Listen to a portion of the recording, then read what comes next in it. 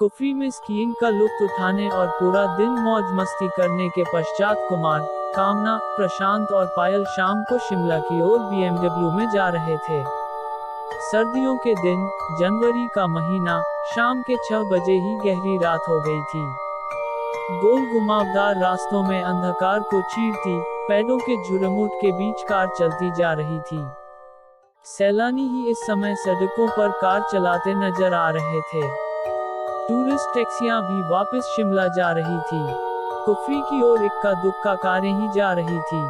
बातों के बीच चारों शिमला की ओर बढ़ रहे थे। लगभग आधा सफर कट गया था। कार स्टीरियो की तेज आवाज में हंसी ठिठोली करते हुए सफर का आनंद उठाते हुए समय का पता नहीं चल रहा था। झटके मारते हुए कार क्यों चला रहे हो? प्रशांत ने झटकती हुई कार में झूलते हुए कुमार से पूछा। प्रशांत भाई, मैं तो कार ठीक चला रहा हूँ, मालूम नहीं यह अचानक से झटके क्यों खा रही है। कुमार ने झटके खाती कार को संभालते हुए कहा, कार को थोड़ा साइड करके देख लेते हैं। हो सकता है कि डीजल में कचरा आ गया हो, थोड़ी रेस देकर देखता हूँ कि कार रिदम में आ जाए। कुमार ने क्लच दबाते हुए कार का एक्सीलेटर दबाया, लेकिन कोई खास कामयाबी नहीं मिली। कार झटके खाती हुई रुक गई। अब क्या करे? चारों के मुख से एक साथ निकला। सभी सोचने लगे कि काली रात के साए में कुछ भी नजर नहीं आ रहा था। सोने पे सुहागा तो धुंध ने कर दी थी। धीरे धीरे धुंध बढ़ रही थी। ठंडक भी धीमे धीमे बढ़ रही थी। कार सड़क की एक साइड पर खड़ी थी।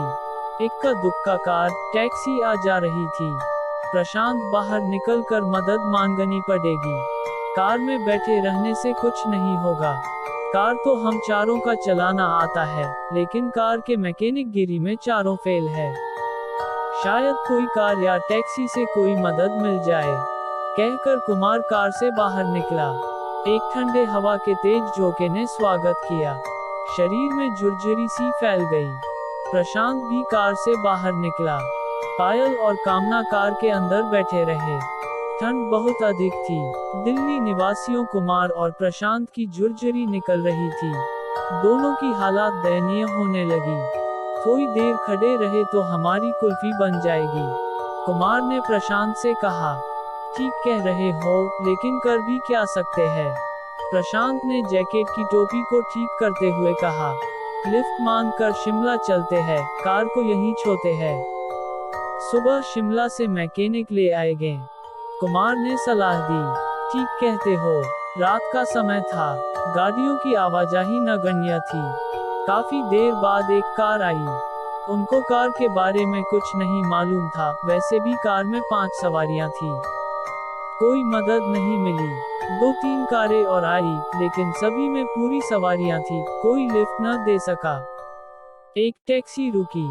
ड्राइवर ने कहा, जनाब मारुति, होंडा, टोयोटा की कार होती तो देख लेता, ये तो BMW है, मेरे बस की बात नहीं है।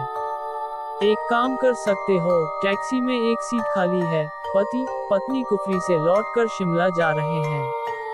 उनसे पूछ तो एक बैठकर शिमला तक पहुंच जाओगे। वहां से मैकेनिक लेकर ठीक करवा सकते हो। टैक्सी में बैठे पति पत्नी ने इजाजत दे दी। कुमार टैक्सी में बैठकर शिमला की ओर रवाना हुआ। प्रशांत कार में बैठ गया। प्रशांत पायल और कामना बातें करते हुए समय व्यतीत कर रहे थे। धुंध बढ़ती जा रही थी। थोड़ी देर बाद प्रशांत पेशाब करने के लिए कार से उतरा। कामना, पायल कार में बैठे बोर हो गई थी। मौसम का लुत्फ उठाने के लिए दोनों बाहर कार से उतरी। कपकपाने वाली ठंड थी। कार में बैठो, बहुत ठंड है, कुल्फी जम जाएगी, प्रशांत ने दोनों से कहा। बस 2 मिनट मौसम का लुत्फ लेने दो, फिर कार में बैठते हैं, पायल और कामना ने प्रशांत को कहा। भूतिया माहौल है, कार में बैठते हैं, प्रशांत ने कहा। प्रशांत की बात सुनकर पायल खिलखिलाकर हंस दी। भूतिया माहौल नहीं, मुझे तो फिल्मी माहौल लग रहा है। किसी भी फिल्म की शूटिंग के लिए परफेक्ट लोकेशन है। काली अंधेरी रात, धुंध के साथ सुनसान पहाड़ी सड़क, हीरो हीरोइन का रोमांटिक मूड, सेनसुए सॉन्ग। कौन सा गीत याद आ रहा है? तुम दोनों गाओ। मेरा रोमांटिक पार्टनर तो मैकेनिक लेने गया है, कामना ने ठंडी आह भरकर कहा। तीनों हंस पड़े। तीनों अपनी बातों में मस्त थे। उनको मालूम ही नहीं पड़ा कि कोई उनके पास आया है। एक शख्स जिसने केवल टी शर्ट पैंट पहनी हुई थी, प्रशांत के पास आकर बोला, आपके पास क्या माचिस है? इतना सुनकर तीनों चौंक गए। जहां तीनों ठंड में कांप रहे थे, वही वह शख्स केवल टी शर्ट और पैंट पहने खड़ा था। कोई ठंड नहीं लग रही थी उसे। प्रशांत ने उसे ऊपर से नीचे तक गौर से देखकर कहा, आपको ठंड नहीं लग रही क्या? उसने प्रशांत के इस प्रश्न का कोई उत्तर नहीं दिया, बल्कि बात करने लगा। आप भूतिया माहौल की अभी बातें कर रहे थे। क्या आप भूतों में विश्वास करते हैं? क्या आपने कभी भूत देखा है? नहीं, दिल्ली में रहते हैं, न तो कभी देखा है और न कभी विश्वास किया है भूतों पर। प्रशांत ने कहकर पूछा, क्या आप विश्वास करते हैं? हम पहाड़ी आदमी है, हर पहाड़ी भूतों को मानता है, उनका अस्तित्व होता है। उस शख्स की भूतों की बातें सुनकर कामना और पायल से रहा नहीं गया। उनकी उत्सुकता बढ़ गई। भाई, कुछ बताओ भूतों के बारे में। फिल्मी माहौल हो रखा है, कुछ बात बताओ। उस शख्स ने कहा, देखिए, हम तो मानते हैं। आप जैसा कह रहे हैं कि शहरों में भूत नजर नहीं आते, हो सकता है नजर नहीं आते होंगे, मगर पहाड़ों में तो हम अक्सर देखते रहते हैं। कहां से आते हैं भूत और कैसे होते हैं, कैसे नजर आते हैं? प्रशांत ने पूछा। उस शख्स के हाथ में सिगरेट थी। वह सिगरेट को हाथों में घुमाता हुआ बोला, भूत हमारे आपके जैसे ही होते हैं। वे रोशनी में नजर नहीं आते हैं। होते कौन है भूत, कैसे बनते हैं? पायल ने पूछा। यहाँ पहाड़ों के लोगों का मानना है कि जो अकस्मात किसी दुर्घटना में मौत के शिकार होते हैं, या फिर जिनका कत्ल कर दिया जाता है, वे भूत बनते हैं। उस शख्स ने कहा, क्या वे किसी को नुकसान पहुंचाते हैं, मारपीट करते हैं? प्रशांत ने पूछा। अच्छे भूत किसी को कुछ नुकसान पहुंचाते हैं। अच्छा, मैं चलता हूँ, सिगरेट मेरे पास है।